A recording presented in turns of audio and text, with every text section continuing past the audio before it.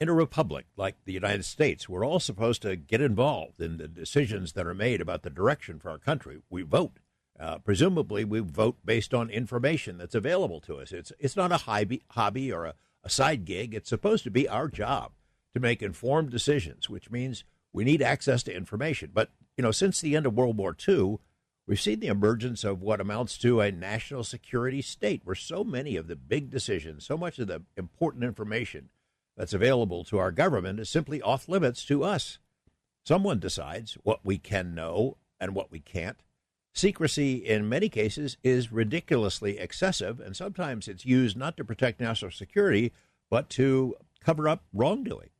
One example of that is what we discuss here often, UFOs, UAPs. We know beyond any doubt that basic information has not only been withheld, but we've been lied to, flat out.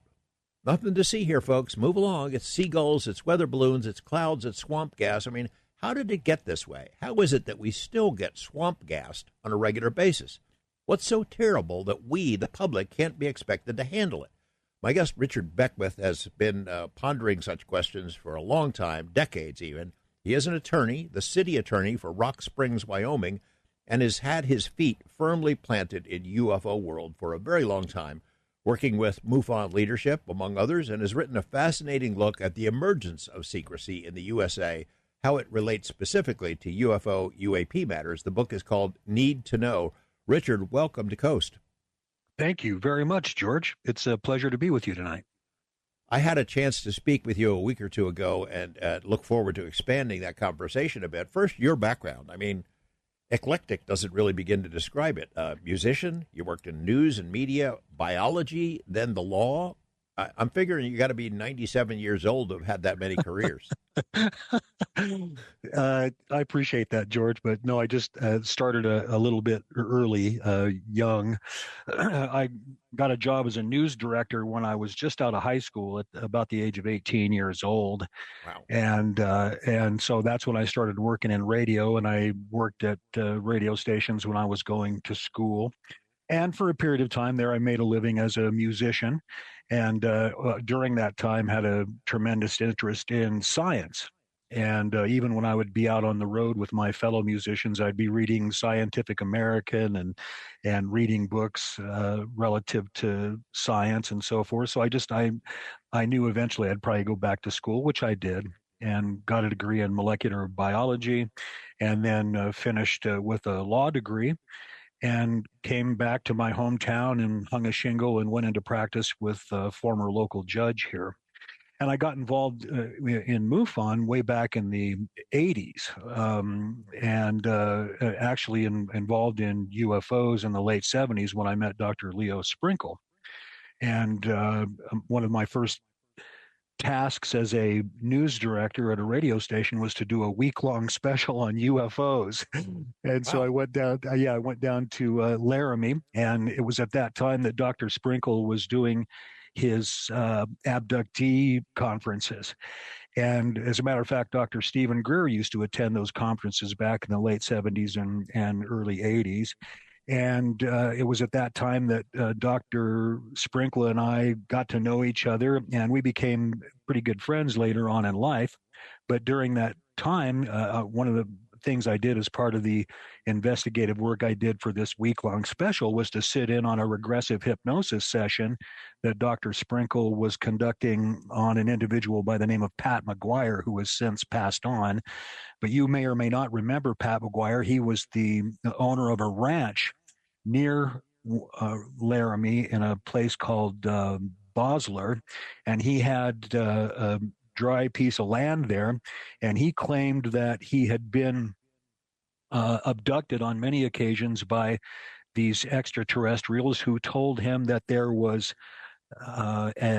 water underneath his ranch, and that he needed to go and drill a well there. And all the geologists and the folks told him that he was crazy, that there wasn't anything there. He's a dry piece of rock. There's nothing there. So what he did was he went and he bought a tank, an old tank, like a World War II tank, and he took the motor out of it, and he drilled this well anyway, at the advice of these allegedly at the advice of these extraterrestrials. And as it turns out, he tapped into an offshoot of the Ogallala Aquifer. And I think the thing still pumps water to this day, and it basically turned that particular location into a pretty fertile location. But the idea back in the late 70s was that this location might be used for people in the future to find a source of fresh water in the event that there was some kind of a nuclear holocaust. And so that was kind of my first experience with at least real investigations. And I got to know Dr. Sprinkle because I attended some of his conferences later, more than one of those conferences back in the 80s. And then, of course, went to school and did my musician thing for a while and came back and started practicing. And one of the first things I did when I started practicing was to get back involved with MUFON and start doing field investigations, and eventually eventually ended up on the board. And because I started giving legal advice to the board around 2008 or 9, I think Clifford Cliff was one of the first executive directors that I dealt with. So, and then with John Schuessler and so forth. And so, yeah, I've been doing this a really long time, George. Back to Leo Sprinkle then for a second. Yeah. So he was a brave guy, an academic who took this stuff seriously. He was a pioneer. He took a deep dive into experiencers, abductions, which back then was still pretty controversial in UFO world. I mean, the old nuts and bolts UFO folks of that era, they wanted to believe there are spaceships. They weren't comfortable with the idea that there's interaction between beings in those spaceships. Things have changed since then, but Sprinkle was a brave guy. I corresponded with him, never got to interview him, though, but he was a pioneer. He was, and he was one of the progenitors of that whole abduction research process, along with guys like Dr. John Mack and those folks. And so he was really was one of the first people to start dealing with the abduction issue. And so I was really honored later on in life to form another group with him, a private non-public group called the Institute for Human Cosmic Interaction.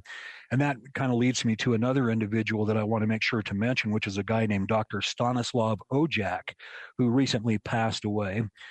He and I became very close, but Dr. Ojak was also a good friend of Dr. Sprinkle's. And Dr. Ojak was at SRI with Hal Puthoff and Russell Targ. And he was actually a very close, if not the best friend of Ingo Swann. And it's just amazing that I became close friends with Dr. Ojak. He was he's sort of one of those unsung heroes of ufology. And I think, I know that he had worked at some point for the CIA, because even up until his death at nearly the age of 98, just a few months ago, he still maintained his security oath relative to certain subjects. One of the things I know that he worked on was that he worked on seeking out and identifying and cultivating psychically gifted children. That was part of his, what he did, to my understanding, for the CIA. Of course, I don't have any firsthand knowledge of that. That's just what he told me. And of course, they can't do anything to him now because he's passed away. But he and I were very close. And I can't say enough about Dr. Ojak. I know that he was with Hal Puthoff and Russell Targ because I had a chance to talk to Hal Puthoff and say hello to him from Dr. Ojak, and he said, "Oh, yeah, Stanislav, make sure and tell him that I said hi." So I had some confirmation that, of course, he was at SRI with those guys, and he played some role in the formation of the CIA's remote viewing program. So these are the kinds of individuals I started hanging out with, and it's because of Dr. Ojak that I got to know folks like Claude Swanson, and he and I became pretty good buddies. As a matter of fact, we shared a room together in Las Vegas at the MUFON Symposium some years ago when he was still around, and I can't tell you what a treat that was for me to be, rather than listening to Claude Swanson on Coast to Coast, that I was listening to him in the bed on the other side of the room as we had these discussions about consciousness and all those sorts of things. And it was sad to see him go, but it's as a result of my relationship with Dr. Ojak that I was able to, meet a lot of these individuals. That along with Barbara Lamb, I got to hang out Yeah, with the sure. hybrids, Yeah. so I got to know some of the hybrids, and Travis Walton and Mark D'Antonio, Lee Spiegel. I got to hang out with him for a couple of days. So I just had a really good long run of it. I sort of feel like, in a lot of ways, sort of like the Zelig of modern ufology, because I've sort of been like a fly on the wall to a lot of these sorts of things, and very happy to do so. I'm not much of a self promoter, so this whole thing with my book has sort of led into a new era, which is great because I'm getting ready to retire next year. Uh, So well, seeing, hanging out with Dr. Sprinkle, seeing him doing sessions, that would be more than enough to hook you, and you become a mhm. field investigator. I know we got a lot of ground to cover in terms of the need to know and secrecy, but are Mhm. there any cases that you investigated either in Wyoming or elsewhere that still stick with you that maybe might be familiar or instructive to our audience? Well, yeah, there's one. There are many cases that I've investigated over the years that I found extremely interesting, and of course, I was just out on an investigation today from some local individual that saw something. But I think one of the Oh, most interesting cases that I investigated was in Casper several years ago, Casper, Wyoming, and this was a law enforcement officer. And this law enforcement officer was sleeping. It's in November several years ago. I can't remember the exact date, but he's sleeping. It's about 11:30 at night, and he has a little dog that needs to go outside. So the dog is kind of barking and acting kind of strange. So he takes the dog out and opens up the back door and lets this dog out there. And he notices that all the dogs in the neighborhood are barking. And he's thinking, what is going on? And then all of a sudden he looks across his backyard and over to the neighbor's house, and across his yard and above his neighbor's house is what he described as a beveled box that had windows along the side on the top bevel. This thing was about 100 feet long, he said, and about 50 feet wide, completely silent. And there was a row of windows in there, and there were three individuals standing in the window or in these windows. And so he watched, in utter amazement of this object sort of floated from west to east across his line of sight. And it was just, it was just right over the neighbor's house. You can imagine how close it was, just a few 100 feet away.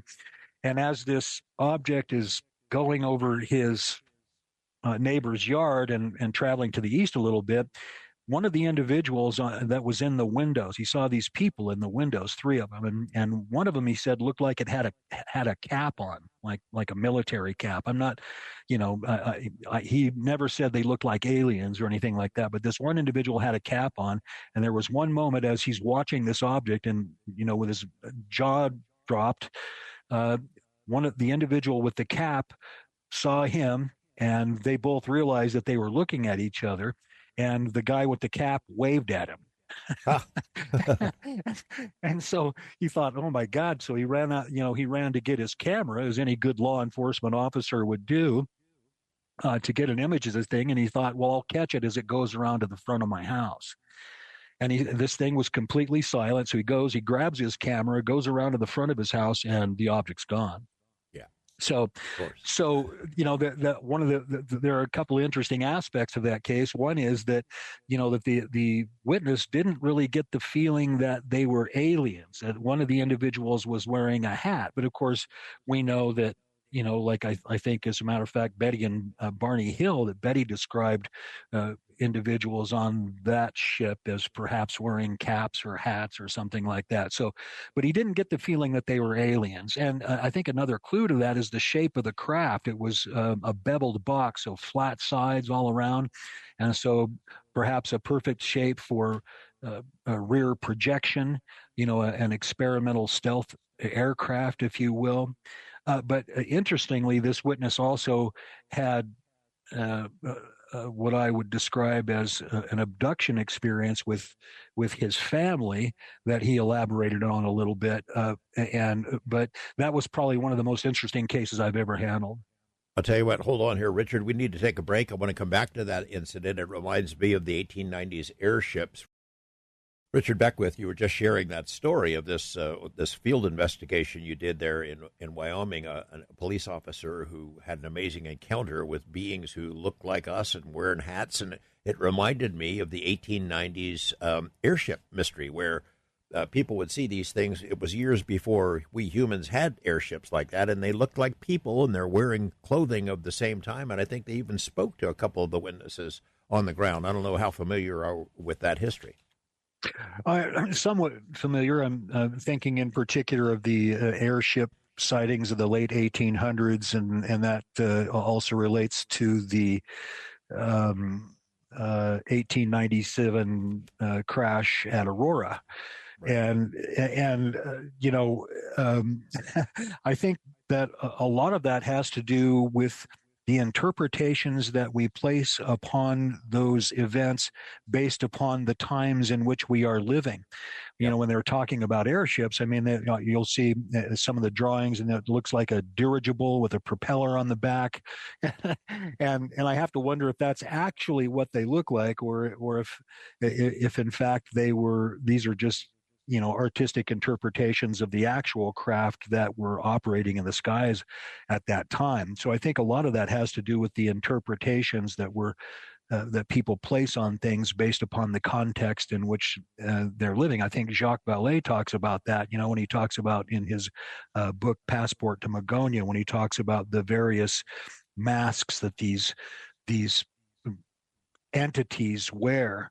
We've interpreted them as fairies and goblins and all that sort of thing, and so I think that sort of plays into that interpretation of what they and even today I think we throw our own spin on that. What exactly are these craft? Are they in fact extraterrestrial? Are they are there aliens on board, or is there something else to it?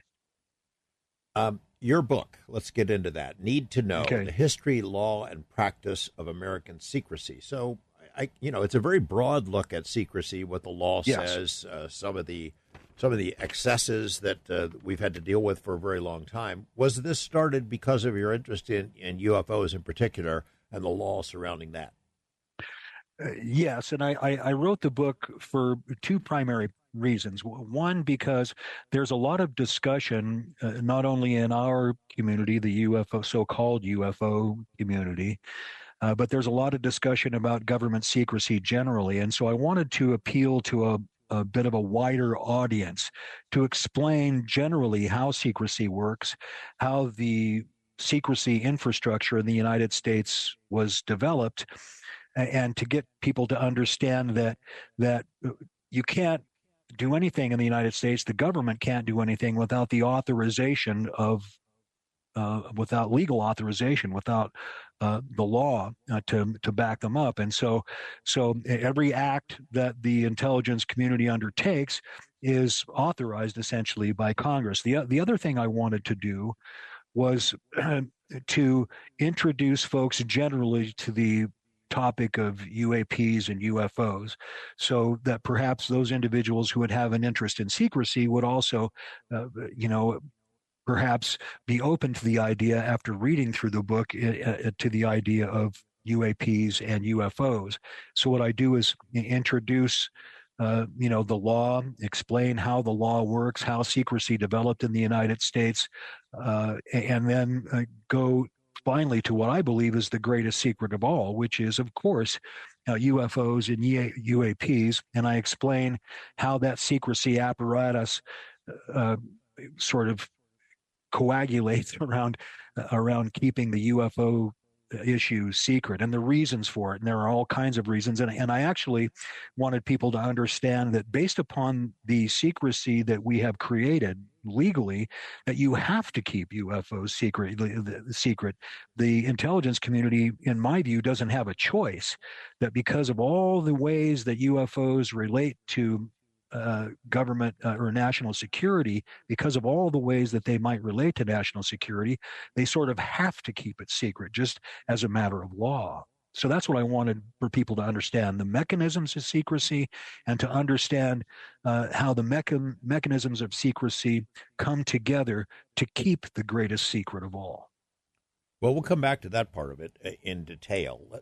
On a broader scale, the emergence of secrecy since it's been with us a long time, and it's necessary, right? We have to have some secrecy because of national security concerns and a variety of other concerns as well. But is it your judgment that since the end of World War II, say that it's just way out of hand?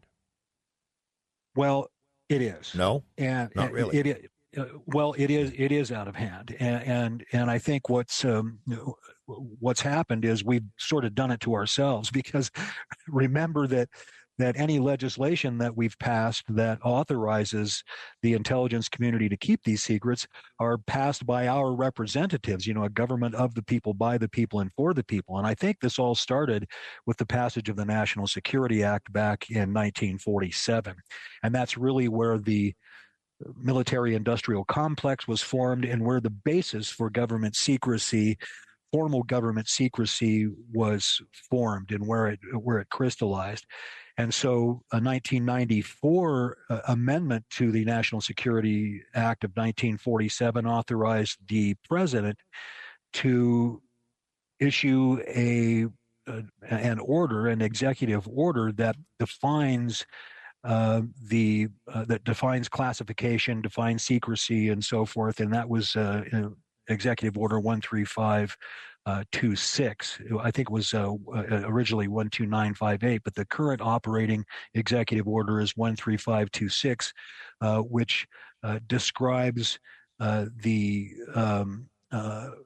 classification system in the United States, and sets forth the manner in which things are to be classified, and how they're to be declassified, how they're to be safeguarded, and how these secrets are to be implemented and reviewed. And so Executive Order 13526 is the current executive order that sort of governs all of this stuff. 1947, the year that the national security state apparatus began, coincidentally kind of rings a bell with me. There was something else that happened that year. Does it ring a bell with you? Yeah, sure. Well, I think that's one of the first inclinations, is to think, well, this must have had something to do with Roswell. And we discussed this a little bit the other day. Right. But I think it was more coincidental in time, because I think you and I are both aware that the government was certainly aware that UFOs were an issue way back in the 30s, beginning with, crashes. I think there was a crash in Italy in 1933. And so I think the government and certainly the military was aware of this issue prior to the passage of the National Security Act. And so I think that the passage of the National Security Act was in some ways designed to deal with the UFO issue, but not necessarily did it come about as a result of Roswell. I think it was more along the lines of, boy, I'm sure glad that, we've got this legislation now to rely on in order to help us to formulate a manner in which we can keep these sorts of things secret. So I think it was more coincidental in time, but nonetheless, I do think that the National Security Act had some basis in the UFO phenomenon, that was part of what the powers that be were looking at the time that the act was passed. You had mentioned that these agencies, the DOD, CIA, other agencies inside that national security apparatus, can only do what is authorized by Congress. That was your statement. But I mean, yes, you look at what's going on in Congress now, in particular regarding this topic, they don't know what's going on. They're trying to find out, and they are thwarted. They feel stymied. They feel they're being left in the dark by some of these programs, and it seems like every chance they get to try to dig into it, roadblocks get thrown up. We'll get into the dangers for whistleblowers and witnesses in a little bit, but Congress keeps having these hearings because they think they're being lied to, I would think. That's exactly the reason for it. But I think what you're getting at is that, if everything has to be authorized by law. How can these agencies, federal agencies, get away with lying to or withholding information from Congress?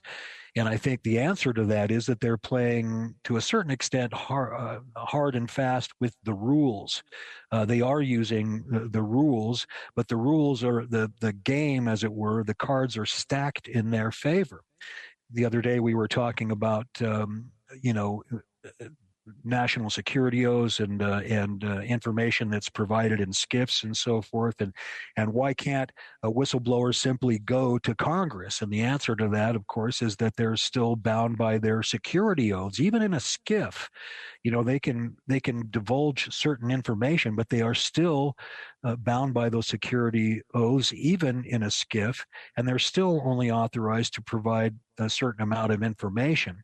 Where I think things get a little scary, George, is where these agencies, or at least entities behind these agencies, go outside the scope of the law to threaten and frighten whistleblowers. I don't think that that is lawful, but that is, as you know, one of the tactics that is used.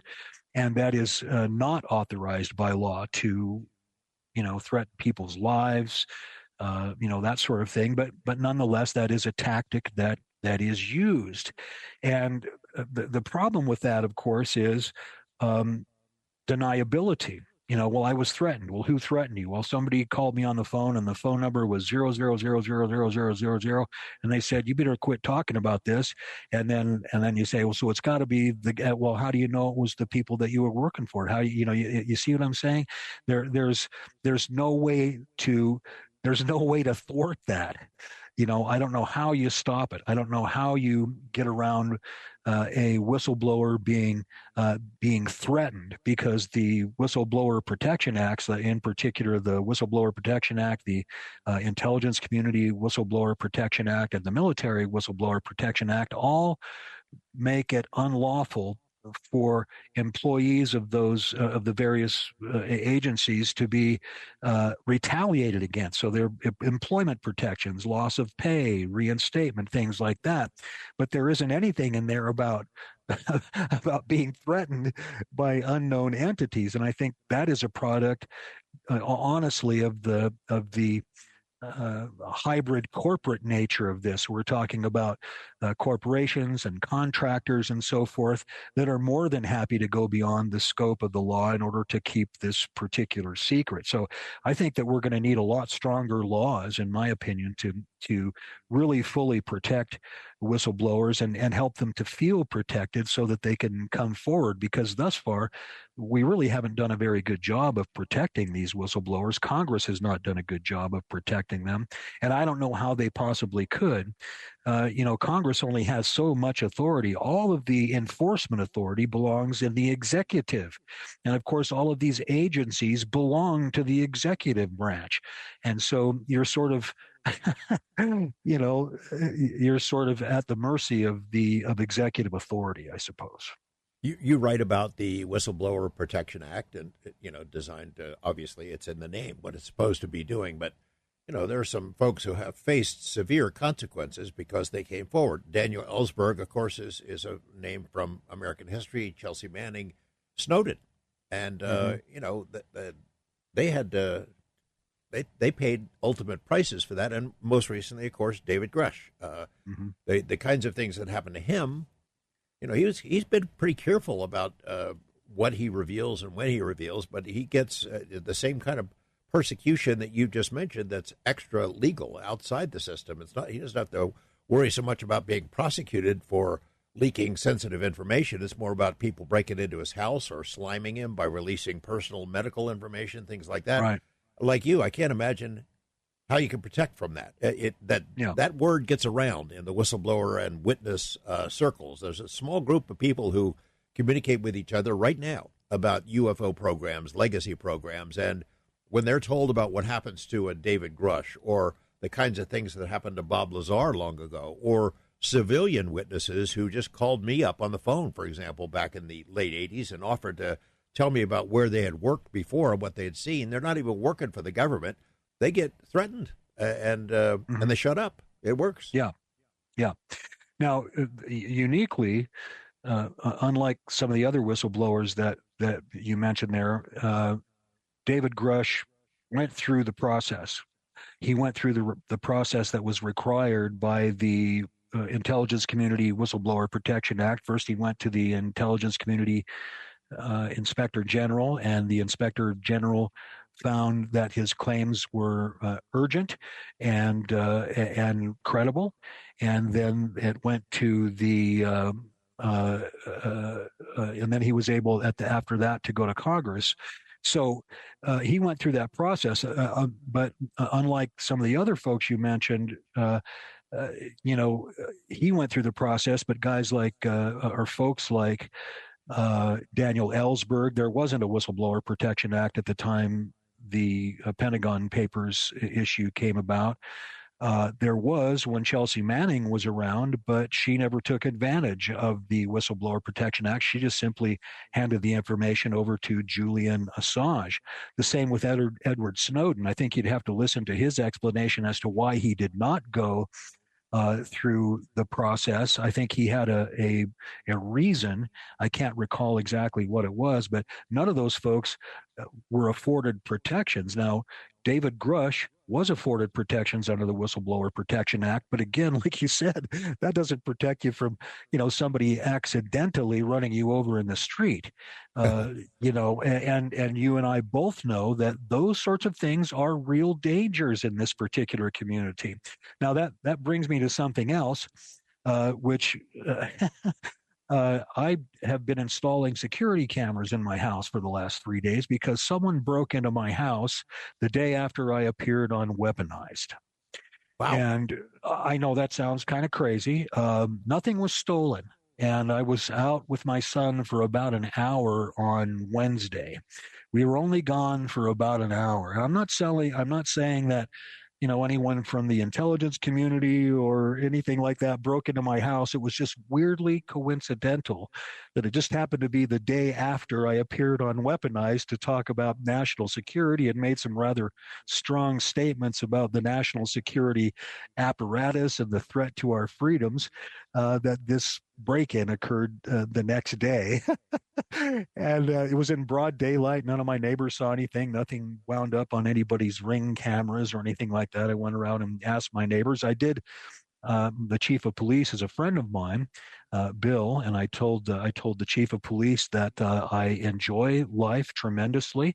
I'm not depressed, and if I happen to be found accidentally suicided or something, that he may want to look at it suspiciously. But that's just sort of a coincidence, but nonetheless, it did kind of scare the heck out of me. But the Whistleblower Protection Acts don't protect from things like that. They don't protect from people who act outside of the law. And that's the thing about the law, is it only affords protections and only governs those people who are willing to follow it. And I see just generally in our society a deterioration of the respect for law, and a deterioration in our society. Richard Beckwith, as we just heard, you did a podcast episode with me and Jeremy earlier, a week or so ago, and then the next day after it came out, somebody breaks into your house in broad daylight. You're only gone an hour or so. They don't take anything. That seems pretty darn suspicious, a sequence of events. But it's happened to a lot of people in my experience. I remember when I first was doing these stories about Area 51 and reverse engineering out there, whether people believe Bob Lazar or not doesn't matter to me, but there were a lot of other witnesses that I sought out who spoke to me on the phone and offered to give me information. 6 in a row who agreed to give me a recorded interview were visited by someone who told them to shut the hell up. And, back then we didn't think that all of our phone conversations were recorded and go into some gigantic NSA data bank. So it was shocking to me to think that somebody had tapped a phone of a newsroom. But you look at the kinds of things that have happened to people associated with Groom Lake, associated with UFO legacy programs, things of that sort, that happen to you as well, and you wonder, where do you draw the line?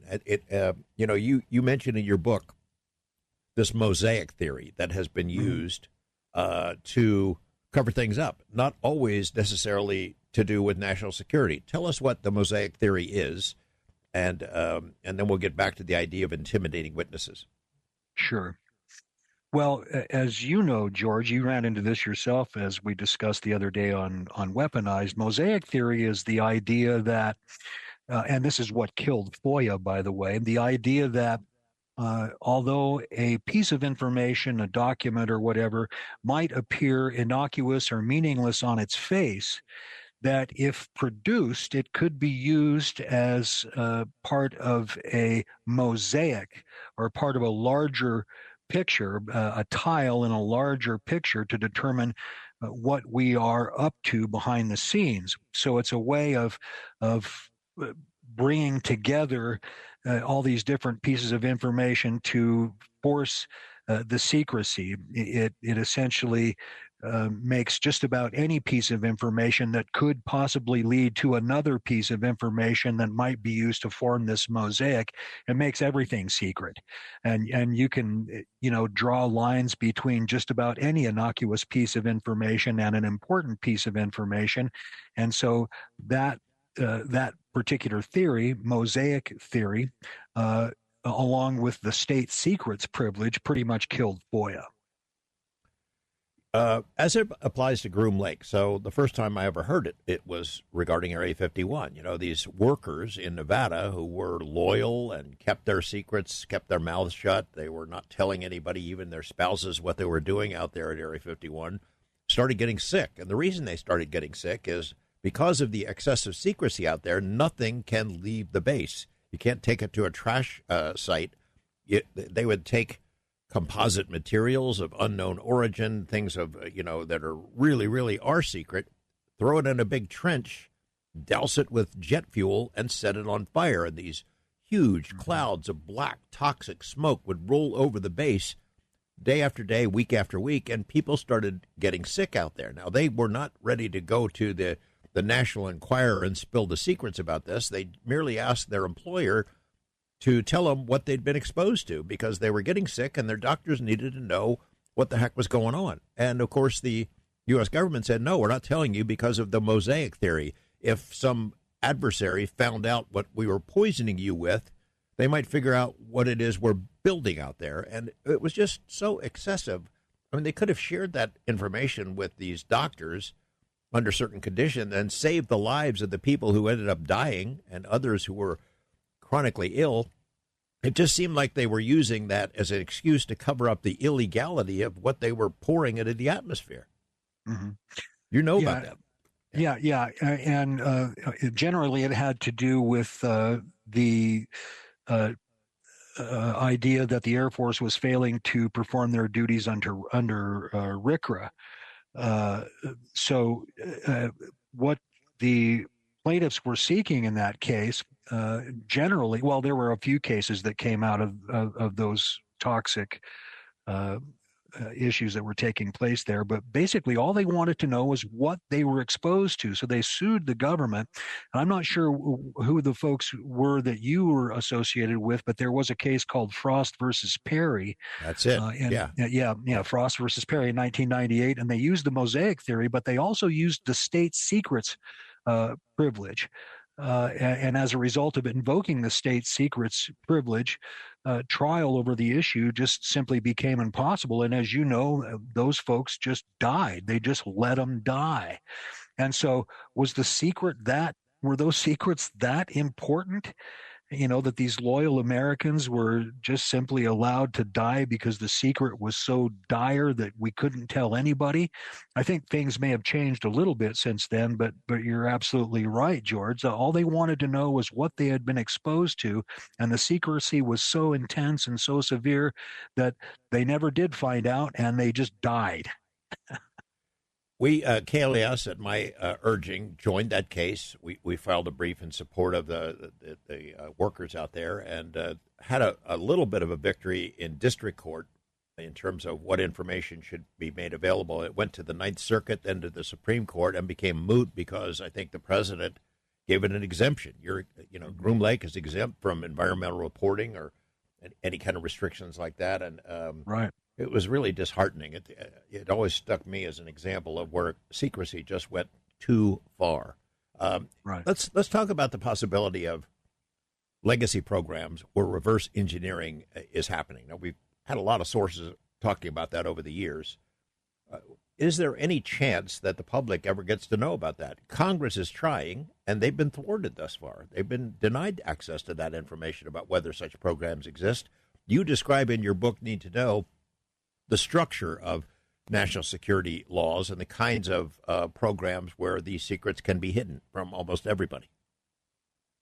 Yeah, we're talking about, obviously special access programs, unacknowledged special access programs, and waived unacknowledged special access programs, and essentially, that's how, at least at the governmental level, those things are kept secret. Now, as you also know, though, one of the things that the National Security Act did was authorize contracts between the government and private entities. And that's, in my opinion, where the secrets are now. It lies with these corporate entities.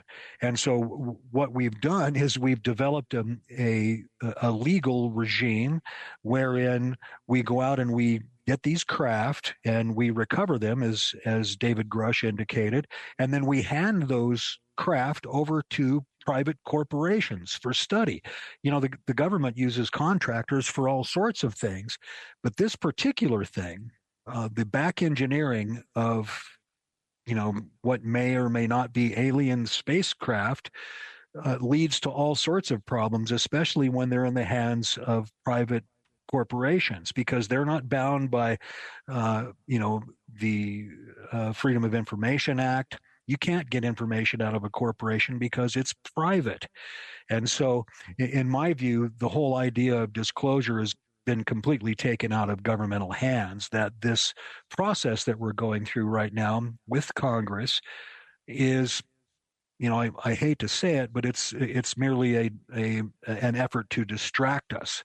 And to keep us busy. Arrow is nothing more than Project Blue Book 2.0. Now, these days, the public is perhaps a little more sophisticated than it was back in 1947, but I am of the opinion that there is never going to be disclosure, George. They're never going, the government, well, I don't want to say the government, but these entities that hold this information are never going to just simply give it up. We talked the other day about the potential for eminent domain. Say the government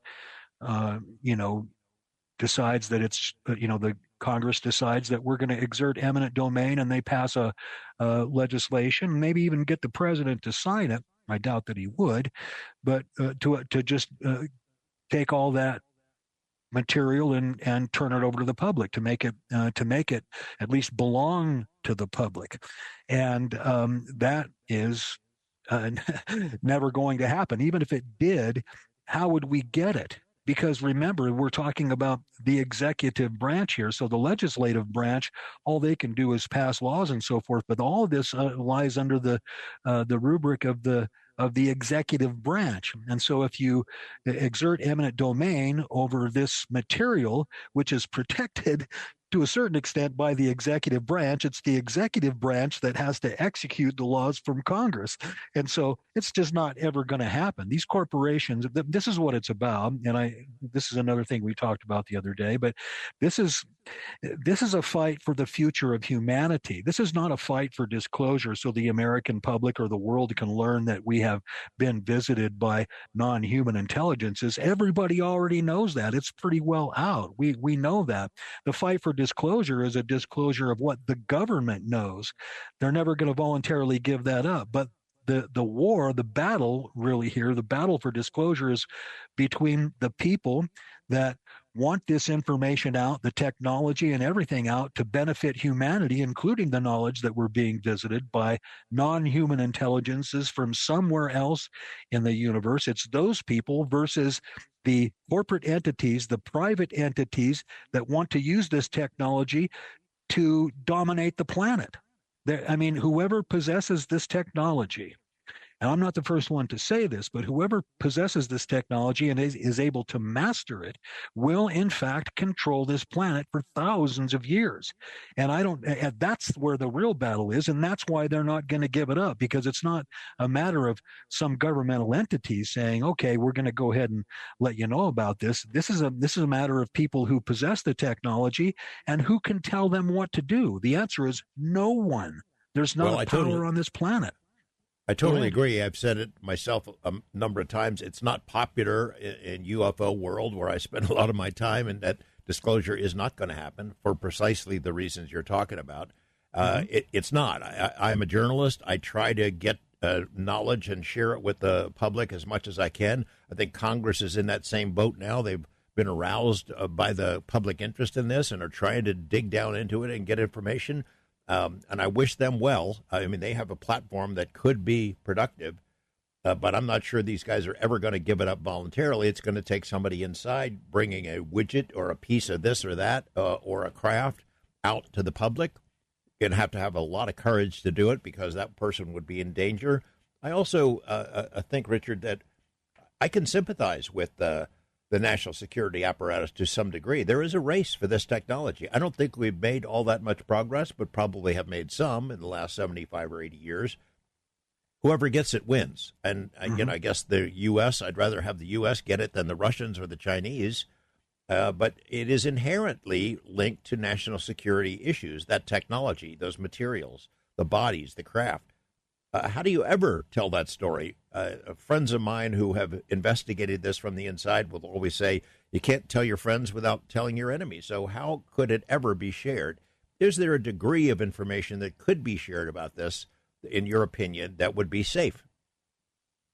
Well,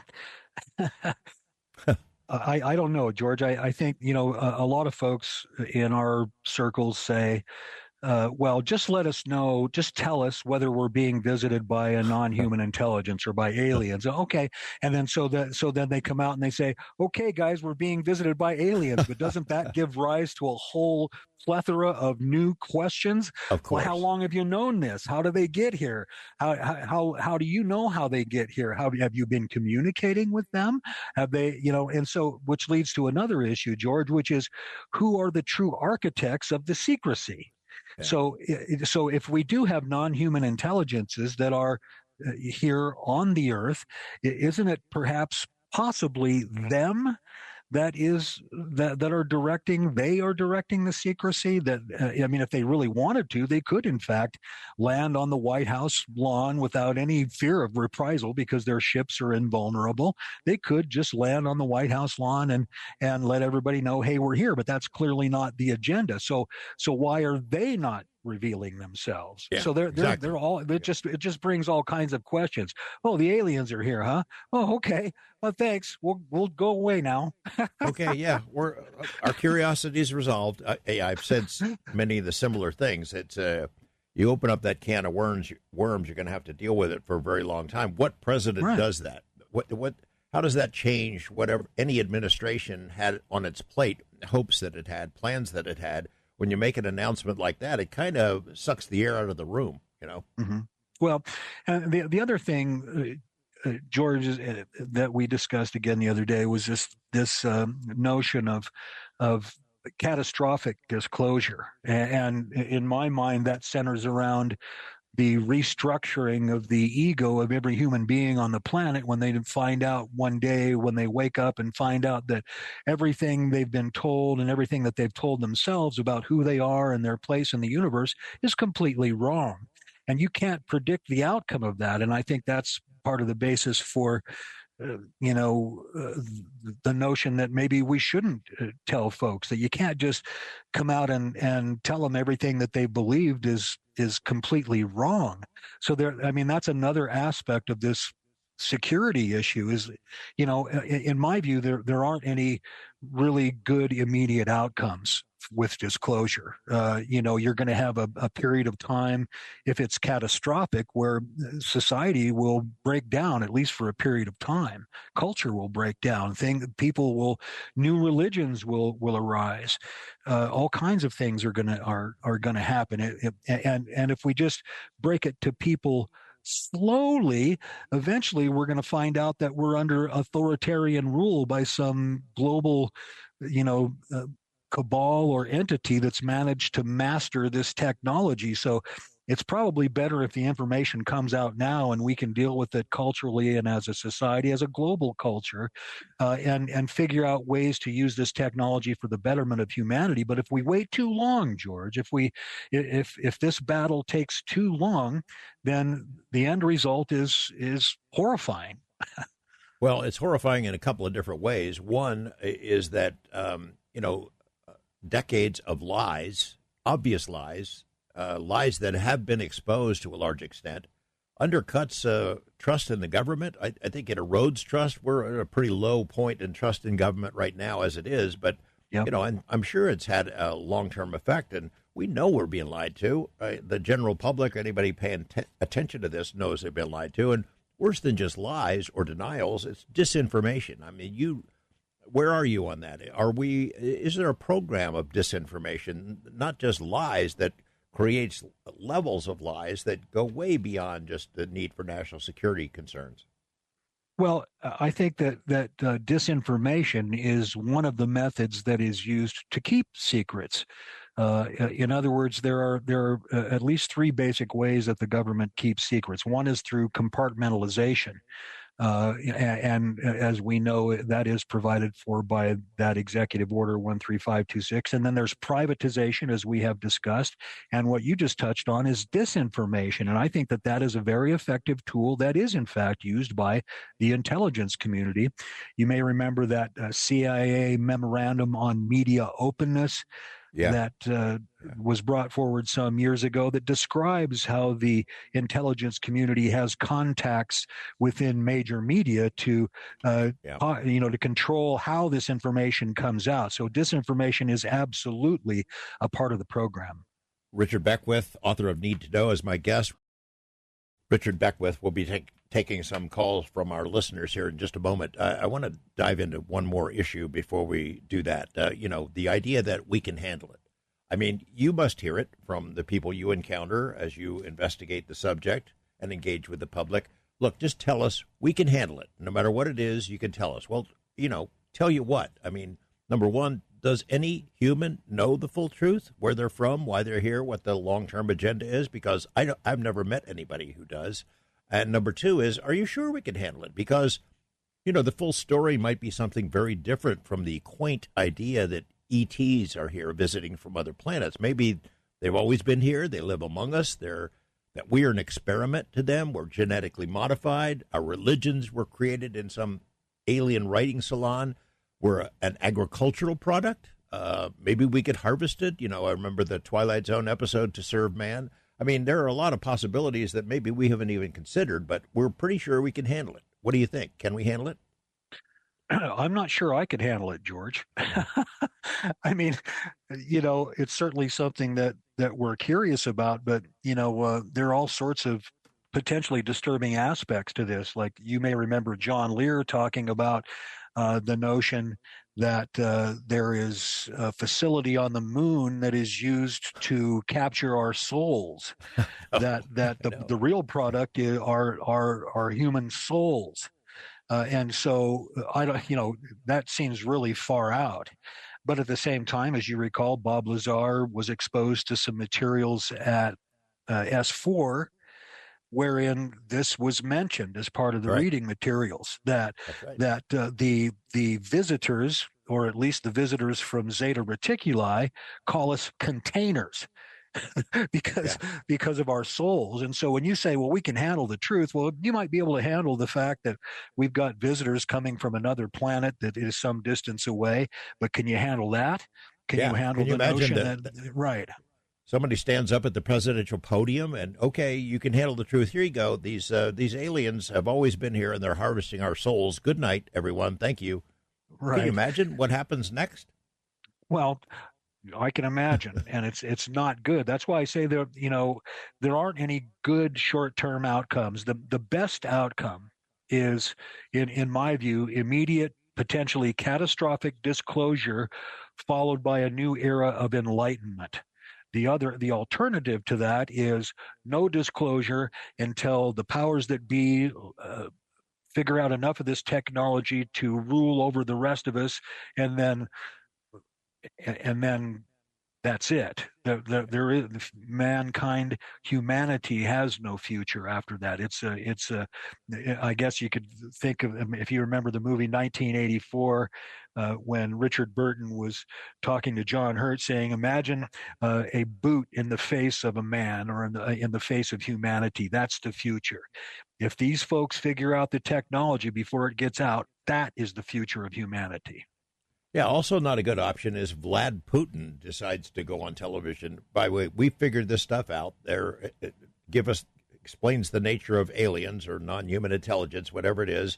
And by the way, Americans, your government has been lying to you about this all the way along. That's not a good outcome either, would you say? No. That's why I say I don't think that there are any good immediate outcomes. I do think that probably the best one is catastrophic disclosure, followed by an era of enlightenment. I just don't see how you can drip feed this to the public before something really bad happens. And again, this is a race between the powers that be that possess this technology and the rest of us, the rest of humanity. So they want to control us. We want to control our own destiny. And who's going to win in the end? I wish I could tell you that. Let's take some calls. First-time caller, Calvin in Louisville, Kentucky. Hi, Calvin. You're on with Richard Beckwith.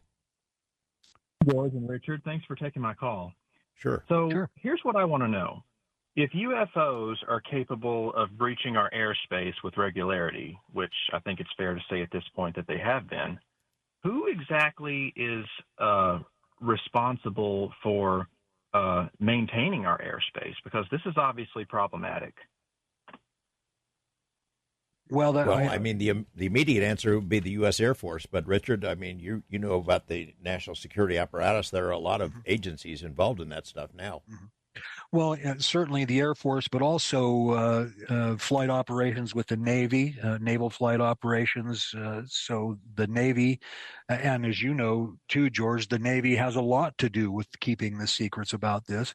But the military generally, if they have these sorts of encounters, they can essentially be classified based upon that criteria that's established by Executive Order 13526. Unlike nuclear secrets, however, they're not born secret. These secrets are essentially can be classified under Executive Order 13526. But it's the military generally that holds on to these secrets. But that's just, even the military has a limited amount of information. When we talk about the military, what are we talking about, George? We're talking about a huge, multifaceted monster with many different arms and legs, and sometimes the arms and the legs don't know what the fingers and the toes are doing more often than not.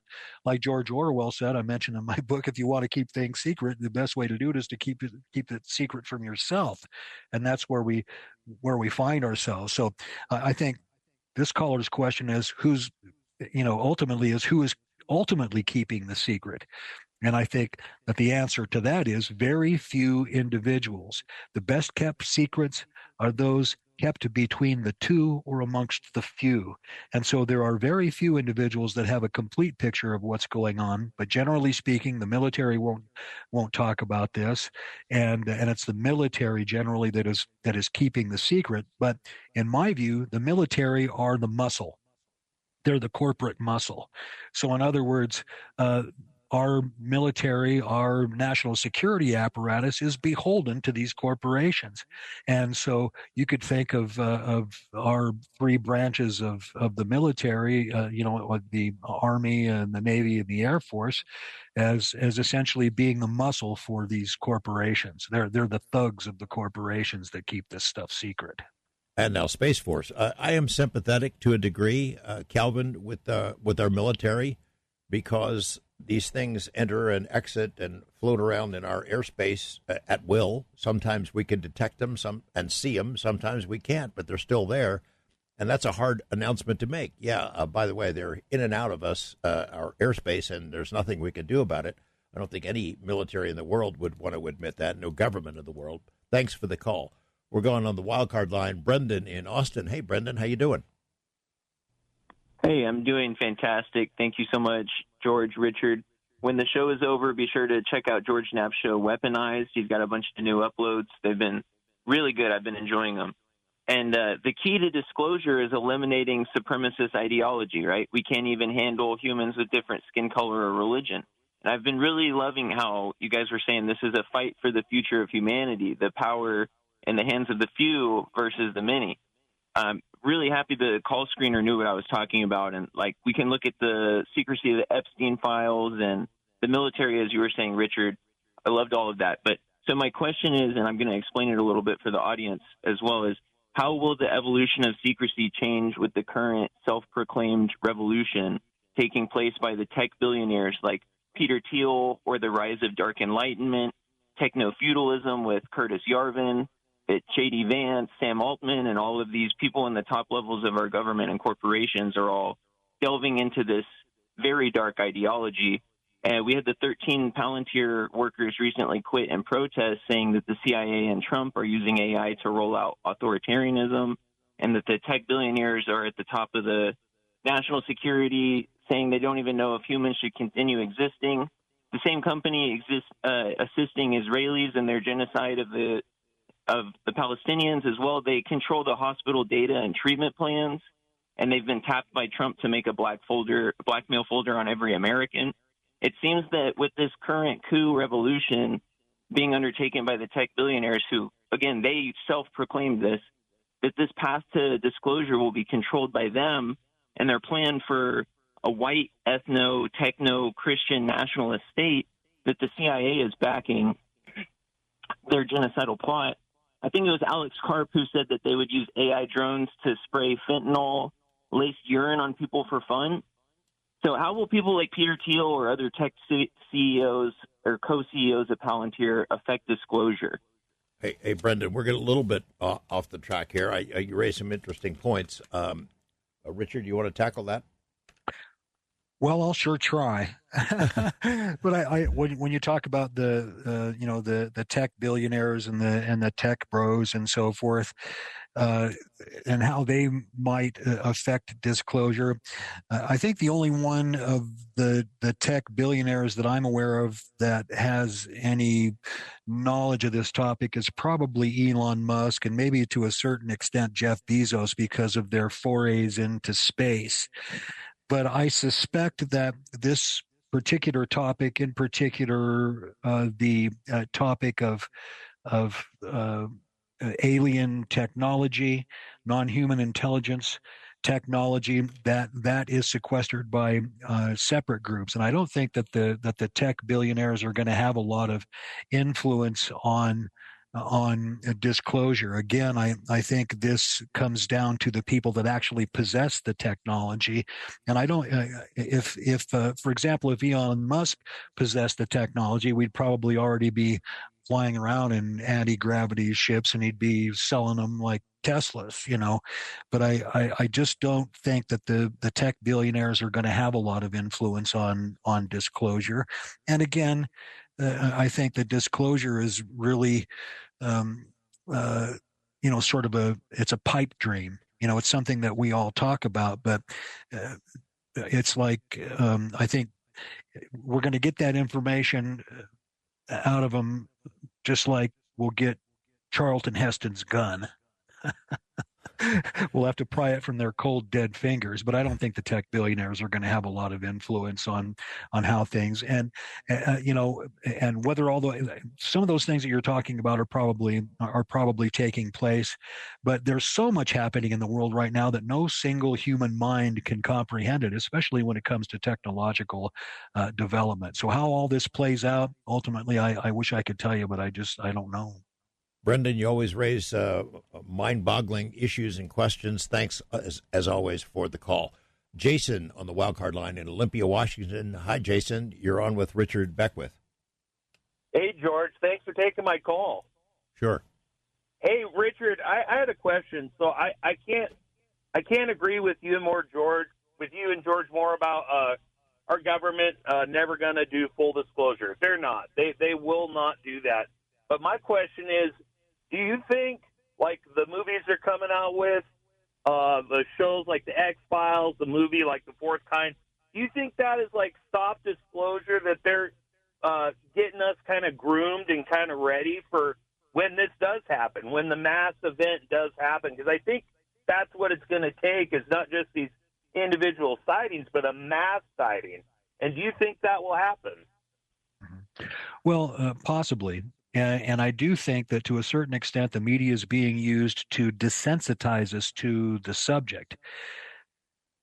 But, what the ultimate truth is, I don't know. But I certainly think that the media has been used for a long time to drip feed us this information, to prepare us eventually for that possibility that we are being visited, or that we are the subject of interest of these non-human intelligences. So I don't think there's any question that the media is used. But what's the ultimate plan?